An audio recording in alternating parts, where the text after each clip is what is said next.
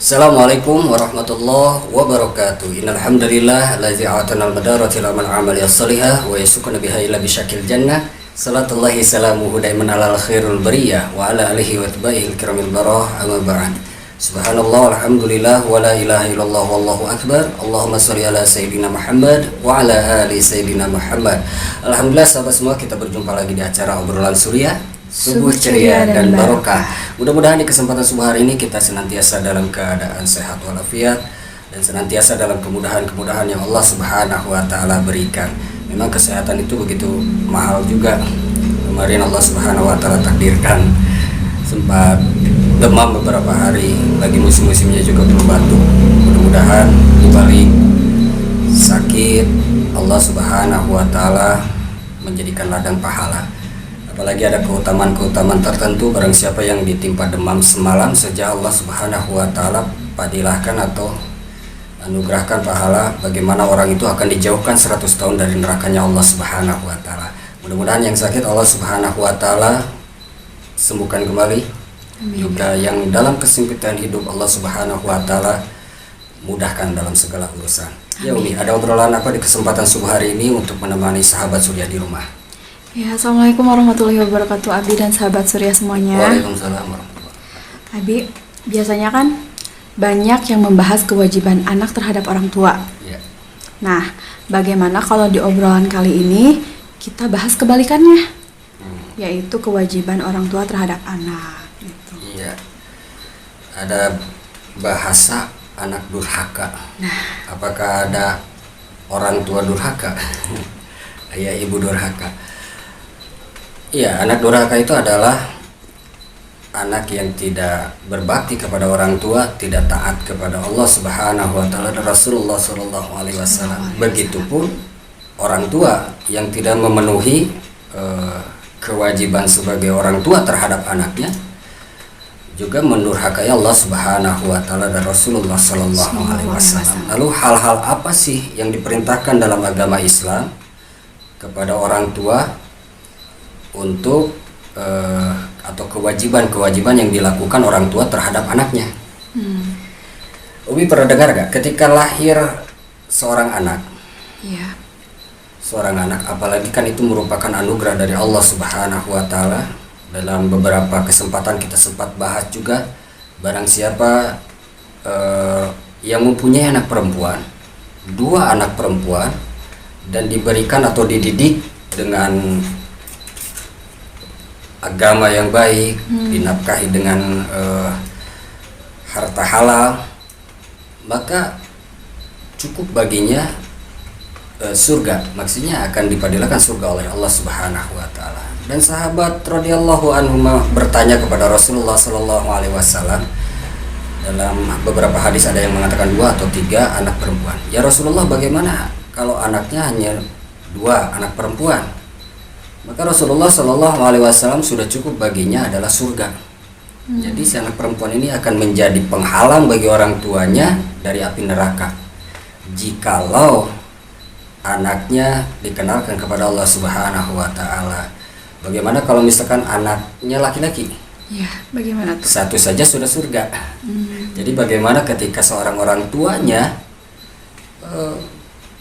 mendidik dengan baik, mengikuti arahan agama, apa yang harus dilakukan terhadap anak itu sendiri?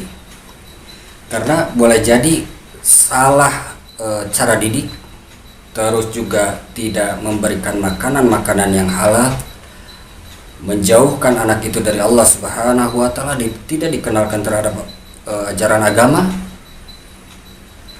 Kita sudah tahu kan bagaimana ketika anak itu akan jadi musuhnya di akhirat nanti. Jadi mudah-mudahan Allah Subhanahu wa taala mengkaruniakan kita semua anak-anak yang saleh-salehah yang menjadi penyelamat bagi orang tuanya kelak di yaumil akhir.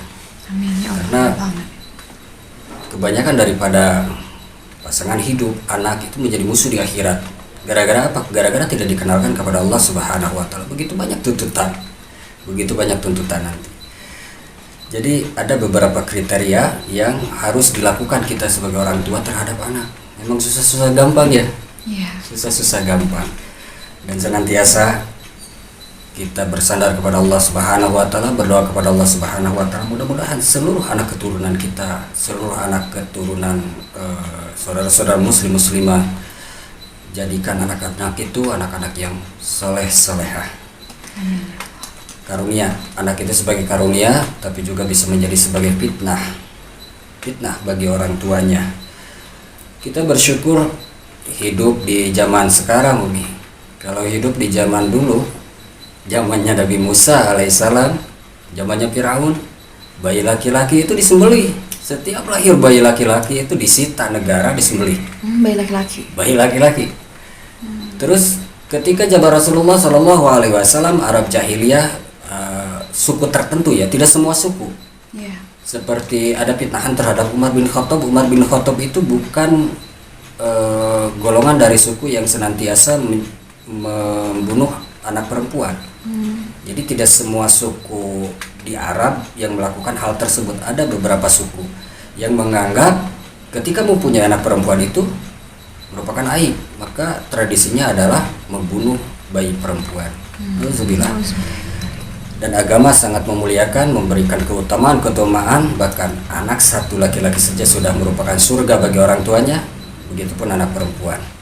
Nah, bagaimana sih cara atau kewajiban sebagai seorang atau orang tua terhadap anaknya? Abu Rafi pernah melihat Rasulullah Shallallahu Alaihi Wasallam ketika lahirnya Sayyidina Husain dan Sayyidina Hasan. Rasulullah Shallallahu Alaihi Wasallam mengazankan Hasan dan Husain ini. Jadi memperkenalkan kalimat azan sebagai riqalin ketika di alam rahim itu Allah Subhanahu wa taala meminta persaksian terhadap calon-calon manusia ini. Alastu bi rabbikum, apakah kalian menyaksikan aku sebagai Tuhanmu, kata Allah. Maka calon-calon manusia ini menjawab, qalu bala syahidna, ya, kita menyaksikan bahwa Allah Subhanahu wa taala sebagai Tuhan. Maka ketika lahirnya, salah satu daripada sunahnya itu mengazankan atau memperdengarkan kalimat-kalimat azan terhadap anak yang baru lahir. Jadi kalimat yang pertama itu adalah kalimat thayyibah. Diperdengarkan azan, diperkenalkan. Kalau kaset kosong diisi pertama kalinya adalah kalimat thayyibah, mudah-mudahan sebuah pengharapan ketika besarnya lebih mudah lagi memperkenalkan agama Allah Subhanahu wa taala. Makanya salah satu sunnah juga ketika bayi lahir itu diperdengarkan kalimat azan. Diperdengarkan kalimat azan di telinga kanannya, kalau kata ulama di telinga kirinya diperdengarkan kalimat iqamah, kembali lagi diperdengarkan di telinga sebelah kanannya Quran surah Al-Qadar. Jadi diperkenalkan bagaimana kalimat-kalimat itu masuk dan pertama kali yang didengar oleh seorang anak. Jadi sunahnya yang pertama adalah memperkenalkan kalimat azan. Kalau memperkenalkan kalimat azan, boleh zahar, boleh juga hanya sekedar tidak terlalu keras gitu. Kalau mengazani beda kan? Mengazani, kita misalkan terlalu semangat lahir anak, karena ini merupakan sebuah kewajiban bagi orang tua, meskipun ini hukumnya sebagian ulama menghukumi sunnah karena ada landasan daripada hadisnya. Terus karena semangat kita mengazani anak, lagamnya beda. Yang harusnya lagamnya azan malah lagamnya takbiran, dikira Idul Fitri. Kita perkenalkan kalimat-kalimat azan itu agar anak itu lebih yang pertama kali didengarnya adalah Allah Subhanahu wa taala. Lafaz Allah Subhanahu wa taala yang diperdengarkan oleh anak itu tersendiri. Yang kedua adalah mentahnik bayi. Dari Aisyah radhiyallahu anha, Rasulullah Shallallahu alaihi wasallam senantiasa mentahnik bayi-bayi yang baru lahir ketika itu. Umi tahu kan mentahnik? Kayak gimana tuh? Jadi memamah buah kurma yang sudah lembut dan diberikan kepada bayi. Itu dalam kajian medisnya juga sangat bagus bagi si anak itu sendiri. Jadi salah satu sunnah yang dilakukan oleh orang tua ketika lahir anak itu mentahnik bayi. Lalu selanjutnya yang harus dilakukan oleh orang tua adalah memberikan nama yang baik. Itu arahan agama. Nama itu akan menjadi sebuah doa, sebuah harapan. Jadi apalagi zaman sekarang kan lebih gampang mencari nama-nama untuk anak. Keren-keren nama-nama sekarang. Karena kurangnya pengetahuan atau karena belum pesatnya teknologi ketika zaman dulu, makanya nama-nama zaman dulu itu tidak begitu tidak begitu keren kan, kadang simpel-simpel. Tapi sekarang namanya begitu bagus-bagus. Ada yang berlatar belakang nama-nama itu kaitannya dengan agama, sebuah pencapaian, sebuah doa, sebuah harapan orang tuanya terhadap anaknya. Lebih mudah lagi karena teknologi begitu pesat, bisa kita buka internet, kita lihat nama-nama yang bagus. Dulu juga mungkin bisa meminta para alim ulama untuk memberikan anak nama agar lebih berkah. Karena nama itu begitu penting dalam agama. Nama itu begitu penting. Ketika kita memberikan nama malaikat, misalkan malaikat Ridwan atau Muhammad Ridwan, sebuah pencapaian atau harapan daripada orang tuanya agar anak itu kelak menjadi ahli surganya Allah Subhanahu wa taala. Malaikat Ridwan begitu murah senyum. Mudah-mudahan si anaknya itu senantiasa murah senyum, sopan santunnya terjaga. Malaikat Ridwan itu adalah sosok malaikat yang dimana malaikat itu sangat taat kepada Allah Subhanahu wa taala. Sebuah harapan, sebuah doa agar anak tersebut menjadi ahli taat kepada Allah Subhanahu wa taala. Jadi banyak nama-nama yang diambil daripada unsur-unsur agama, terutama agama kita, agama Islam.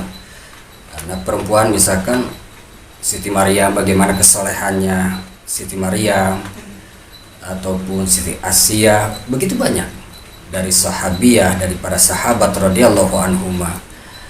Jadi nama yang diberikan terhadap anak itu adalah nama-nama yang baik.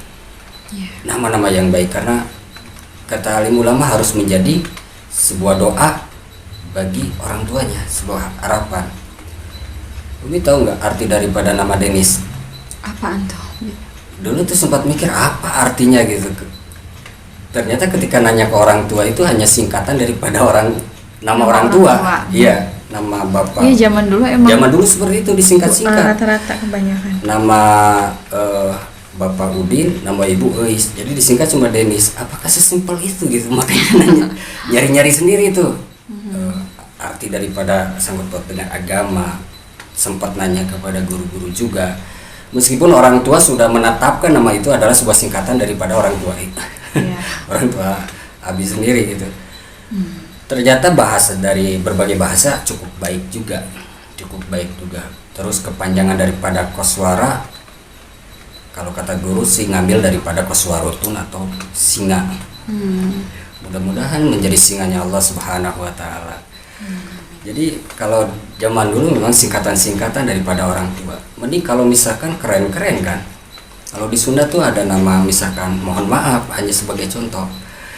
Misalkan namanya ayahnya Abbas, ibunya Ibu Kokom. Kalau disingkat kan nggak enak juga gitu kan, nggak enak juga. Jadi ada, meskipun singkatan, apalagi sekarang kan lebih mudah, begitu sangat mudah untuk mencari nama-nama tinggal yang searching aja. Iya, tinggal searching aja nama-nama yang baik dan bagus. Jadi kalau zaman sekarang tuh nama-nama kadang panjang dan keren-keren. Kita juga tidak ingin membuat si anak itu malu kan, makanya dibikin keren-keren. Nah, setelah memberikan nama yang baik, bahkan di hari ke-7 itu disunahkan mencukur mencukur rambut si bayi. Itu juga dikaji secara medis sangat bagus, karena bayi yang dibawa ketika lahir itu kalau tidak dibersihkan rentan si anak itu terkena penyakit. Rambut dibawa lahir itu. Makanya sunahnya itu dicukuri. Bahkan Rasulullah Shallallahu Alaihi Wasallam memerintahkan kepada Sayyidina Ali waktu itu, kepada Siti Fatimah radhiyallahu anha pada waktu itu, bunuhlah Hasan dan Husain. Maka si rambutnya itu ditakar seberat, rambutnya seberat apa, dan dikeluarkan sedekah dalam berbentuk perak. Jadi itu ada asal usulnya daripada agama dan masuk dalam kategori sunnah muakkad, sunnah yang sangat ditekankan dan sangat berpahala, berfadilah. Terus setelah itu akikah. Akikah. Bagaimana ketika misalkan dalam keadaan tidak mampu, apalagi kalau mencukuri rambut bayi, terus harus ditakar dengan perak, atau misalkan budaya kita tuh dengan emas. Bagaimana kalau tidak mampu? Itu kan merupakan sunnah muakkad. Jadi bukan sebuah kewajiban yang harus ditekankan dan jika ditinggalkan berdosa. Ketika tidak mampu maka tidak jadi masalah bagi orang tuanya. Mengakikahkan, akikah juga merupakan sunnah. Atau misalkan ketika 7 hari belum ada rezekinya, akikah itu bisa sampai 40 hari. Ketika 40 hari masih juga belum bisa 4 bulan. Bisa tahun depan. Ataupun si anaknya juga sudah beranjak dewasa, juga bisa dilakukan. Dilakukan setelah dewasa bisa. Ya, mengakikahkan anak seperti itu. Bahkan kata alim ulama, ketika seorang anak yang mampu diperbolehkan juga mengakikahkan orang tuanya. Oh gitu. Mengakikahkan orang tuanya diperbolehkan juga. Nah, ketika tidak mampu menjalankan daripada sunnah muakkad seperti akikah ini, maka tidak jadi dosa bagi seorang orang tuanya. Nah, ini ketika si bayi yang lahir dan ketika beranjak dewasa maka sunnah berkhitan. Orang tuanya dituntut mengkhitan anaknya. Bahkan kalau dalam mazhab Imam Syafi'i itu kategorinya wajib. Kategorinya wajib. Laki-laki dan perempuan wajib. Dalam sebuah hadis, berkhitan untuk laki-laki itu adalah merupakan sunnah dalam sebuah hadis. Dan berkhitan bagi anak perempuan adalah sebuah kemuliaan. Jadi ditekankannya untuk laki-laki adalah merupakan sebuah sunnah. Bahkan dalam mazhab Imam Syafi'i adalah sesuatu hal yang wajib. Tapi bagi perempuan ini adalah sebuah kemuliaan. Jadi kalau dalam mazhab Imam Syafi'i juga harus dilakukan juga sebenarnya. Nah, kita fokus terhadap mengkhitan anak laki-laki. Yang dikategorikan dalam mazhab Imam Syafi'i adalah merupakan sebuah kewajiban karena kaitannya adalah tentang taharah yang sangkut pautnya kepada ibadah. Jadi hal yang diwajibkan. Apalagi dalam Quran surah An-Nahl ayat 123, bagaimana perintah Allah Subhanahu wa taala memerintahkan Rasulullah Shallallahu alaihi wasallam termasuk kepada kita sebagai umatnya untuk mengikuti agamanya Ibrahim alaihissalam. Dan salah satu daripada ajaran Nabi Ibrahim alaihissalam, syariat Nabi Ibrahim alaihissalam yang masih dibawa sampai sekarang, yaitu berkhitan. Umi tahu tidak Nabi Ibrahim alaihissalam dikhitan di usia berapa? Kurang tahu. Dalam sebuah hadis Rasulullah Shallallahu Alaihi Wasallam bahwa Nabiullah Ibrahim alaihissalam dikhitan dalam usia 80 tahun dengan memakai kapak.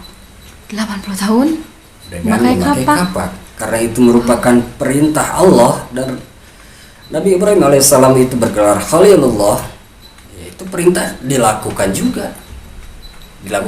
Tapi kan sekarang dengan berkembangnya dunia medis, bahkan anak-anak masih bayi juga bisa melakukan daripada khitan tersebut. Kalau dalam agama itu kuncup daripada yang harus dikhitan itu namanya kulfah. Itu harus dihilangkan agar, karena menurut daripada kajian medis itu tempat berkembangnya bakteri dan rentan menjadi penyakit. Rentan menjadi penyakit yang sangat berbahaya. Maka dalam kulfah itu harus dipotong, dihilangkan. Dalam artian daripada menghilangkan kulfah itu adalah berkhitan, atau dalam bahasa Latinnya itu preputium, yaitu kulfah itu sendiri. Jadi dihilangkan.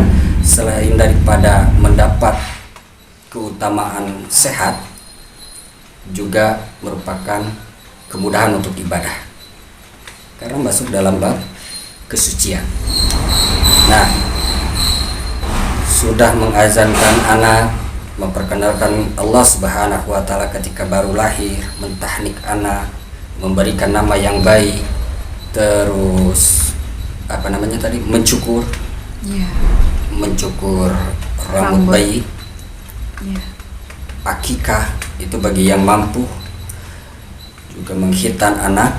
Maka ada hal yang paling penting, yaitu menafkahi anak dengan harta yang halal seperti yang diperintahkan Allah Subhanahu wa taala dalam Quran surah Al-Baqarah ayat 233. Itu perintahnya bagaimana seorang orang tua, seorang ayah harus menafkahi keluarganya dengan harta yang halal.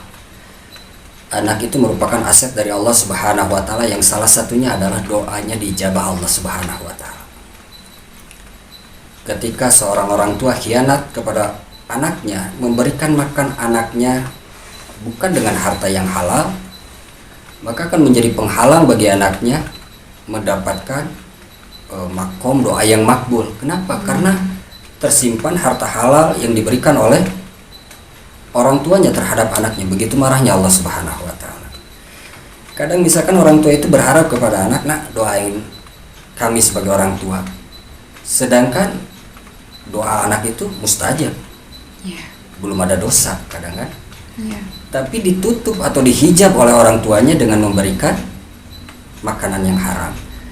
Makanya itu merupakan aset anugerah dari Allah Subhanahu wa taala kepada orang tua seorang anak itu, salah satunya doanya dikabulkan oleh Allah Subhanahu wa taala. Maka jaga, berikan makanan-makanan yang halal.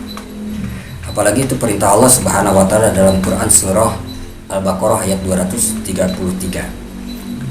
Setelah kita memberikan nafkah kepada anak dengan harta yang halal, makanan-makanan yang halal, ada yang tidak kalah pentingnya adalah mendidik anak. Perkenalkan anak dengan akhlakul karimah, seperti wahafidil lisan, menjaga lisan, menjaga adab dan sopan santun, memberikan anak pendidikan yang baik. Boleh jadi kesengsaraan anak di kemudian hari gara-gara salah daripada orang tuanya sendiri. Jangankan daripada pola didik, dari bahasa saja. Apalagi seorang ibu yang begitu mustajab doanya. Kadang misalkan ketika marah suka nyeplos bahasa-bahasa yang mengutuk anaknya, dengan bahasa-bahasa yang sebenarnya jadi doa. Dan ketika Allah Subhanahu wa ta'ala kabulkan di kemudian hari, bisa menjadi kesengsaraan bagi si anak. Makanya ibu-ibu harus lebih ingat ketika menjadi seorang ibu, harus tahu makom doanya itu sangat tinggi. Maka ketika itu sudah didapat makom doa yang tinggi, pakai fasilitas itu untuk mendoakan kebahagiaan anak, kesehatan anak, keberkahan usia anak. Dan jangan dipakai untuk mengutuk anak gara-gara kekesalan yang sesaat, gara-gara marah lalu mengumpat anak, menghardik anak dengan bahasa-bahasa yang tidak tidak baik, malah menjadi doa di kemudian hari dan menjadi kesengsaraan bagi si anak di kemudian hari. Nauzubillah. Jadi ada yang lebih penting, itu adalah lebih wajib itu mendidik anak. Ya bunaya la tusyrik billah, ya wahai anakku, jauhi perbuatan syirik. Janganlah engkau berlaku syirik kepada Allah Subhanahu wa taala. Kenalkan kepada anak bagaimana kewajiban daripada sholat, apalagi perintah Allah Subhanahu wa taala untuk mengenalkan sholat ini kepada ahli keluarga. Bagaimana Allah Subhanahu wa taala memerintahkan kepada ahli keluarga, seorang pemimpin, seorang ibu, seorang ayah, untuk menjaga ahli keluarganya daripada api neraka. Karena api neraka itu yang berbahan dasar daripada manusia dan batu. Dijaga. Artinya apa? Yang pertama, pendidikan iman rohaniyah, agama yang dikenalkan terhadap anak. bagaimana anak cinta terhadap sholat, bagaimana anak cinta terhadap Al-Quran, bagaimana anak cinta terhadap amaliyah agama. Ini tahu tidak, ketika seorang anak yang membaca Al-Quran, cinta terhadap Al-Quran, maka Allah Subhanahu wa Ta'ala akan memberikan mahkota dan pakaian kebesaran bagi orang tuanya nanti di surga. Ternyata bukan amal daripada si orang tuanya, tapi amal daripada si anaknya itu yang mengangkat derajat daripada orang tua di akhirat. Makanya jangan salah didik, kenalkan anak-anak kita sejak sedini mungkin dengan agamanya Allah Subhanahu wa Ta'ala. Juga kenalkan juga dengan pendidikan ilmu lainnya. Berikan pendidikan yang layak, masuk ke pesantren, masuk ke sekolah-sekolah yang ternama. Kita sebagai orang tua wajib untuk memberikan hak kepada anak pendidikan yang bagus dan baik. Jadi itu kewajiban daripada orang tua. Meskipun di zaman sekarang mungkin dengan keterbatasan ekonomi, semua cara masih bisa dilakukan sebenarnya. Orang tua masih bisa bahu-membahu untuk bagaimana memberikan hak anak ini pendidikan yang baik. Karena sangat penting bagi kebahagiaan masa depan si anak di kemudian hari. Seperti tadi, salahnya pola ajar, pola didik terhadap anak bisa menjadi kesengsaraan si anak itu di kemudian hari, yang kemudian menyengsarakan orang tuanya juga. Apalagi banyak kasus-kasus sekarang karena boleh jadi kurangnya pendidikan, kurangnya pemupukan agama yang menyebabkan kurangnya iman di anak itu sendiri, yang menyebabkan si anak bukan jadi musuh nanti di akhirat, tapi jadi musuh di dunia. Di dunia saja sudah menjadi musuh. Kemarin kan kasus yang begitu miris, anak yang memenjarakan orang tua, bahkan ada anak yang membunuh orang tua. Nauzubillah. Karena kurangnya daripada didikan agama terhadap si anak. Karena agama bisa juga menjadi rem bagi seseorang untuk berlaku tidak benar. Karena di dalam agama itu ada perintah-perintah yang bagaimana memerintahkan untuk seseorang itu berakhlakul karimah. Iya. Jadi begitu penting pendidikan agama dan mengenalkan agama Allah Subhanahu wa Ta'ala di anak yang sedini mungkin. Dari masih kecil sudah harus dikenalkan bagaimana suasana agama. Boleh jadi anak jauh dari sholat gara-gara kita tidak mencontohkan sholat. Boleh jadi anak jadi kenal khamar gara-gara kita tidak mengenalkan kepada anak bagaimana bahaya khamar, bagaimana agama melarang khamar. Jadi begitu peran penting seorang orang tua untuk kebahagiaan dan masa depan si anak itu sendiri. Nah, setelah dewasa, baru kewajiban daripada orang tua itu adalah menikahkan anaknya. Orang tua harus tahu juga bagaimana nanti pasangan yang akan bersanding dengan anaknya, apakah ahli ibadah atau tidak. Karena Rasulullah SAW menyarankan ketika menikahkan anak itu yang pertama dilihat keturunannya, apakah orang baik-baik atau bukan. Terus dilihat juga daripada hartanya, apakah sudah cukup atau belum untuk bekal rumah tangga. Dan yang terakhir itu dilihat agamanya. Ketika misalkan syarat-syarat yang dikemukakan di awal sudah tidak ada, maka yang paling penting adalah dilihat agamanya. Apakah dia seorang yang taat kepada Allah Subhanahu wa Ta'ala atau tidak? Apakah justru jauh daripada nilai-nilai agama, bahkan tidak mau sholat atau apa? Orang tua juga perlu memberikan pandangan terhadap si anak itu sendiri, bahwa pasangannya itu jauh daripada Allah Subhanahu wa Ta'ala. Ya, mudah-mudahan kita sebagai orang tua dalam mendidik anak ini memang susah-susah gampang. Apalagi orang tua dituntut lebih ekstra dari ketika lahirnya anak sampai mendampingi ketika nanti dewasa, dituntut oleh agama, kewajiban itu berjalan. Kewajiban itu berjalan. Bagaimana makanan, pakaian yang benar-benar sesuai dengan perintah Allah Subhanahu wa taala untuk menutup aurat itu harus dilakukan oleh orang tua. Mudah-mudahan kita sebagai orang tua ataupun saudara-saudara muslim muslimat di luar sana, Allah kuatkan dan jadikan anak-anak kita menjadi anak-anak yang soleh soleha. Robbi habli minas solihin. Amin ya Allah ya rabbal alamin. Mudah-mudahan yang sederhana ini menjadi manfaat bagi kita semua. Juga mohon maaf atas segala kekurangan, segala hilaf. Jumpa lain kesempatan insya Allah. Assalamualaikum warahmatullahi wabarakatuh.